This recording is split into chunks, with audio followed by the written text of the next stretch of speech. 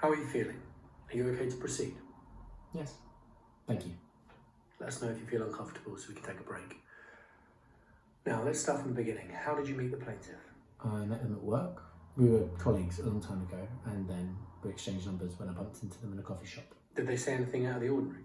No. They were very polite. Where did things start to get uncomfortable? They asked me for my Instagram account and started liking all my photos late at night. And then they started sending me messages late at night every day.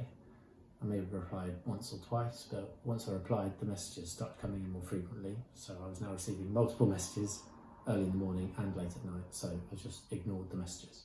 How did that go? No. And it got extremely sad. Started sending me messages about how they were neglected by their parents and that they were bullied at school and that they had never had a long-term relationship. And then they insisted I was the one, and that they had felt a very strong bond with me from the moment we would start working in the office. So I just blocked them on my Instagram and my phone after that. Did that help at all? No. Got worse.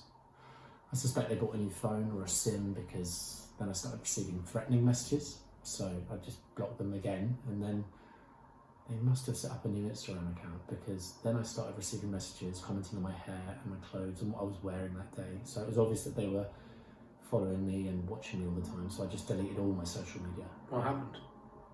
Well, they started to then bring presents to my home and bring that to my door every morning and evening. They also started mailing me like handwritten letters or death threats and mailing those through my letterbox into my flat. Then they slashed my car tyres so I couldn't leave for work.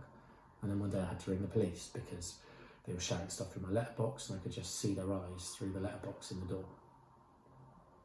Would you be willing to testify about this in court? We're looking at stalking and sexual harassment charges. Yeah, why not? Thank you for your time. I'll email you the written statement for you to review and we can sign.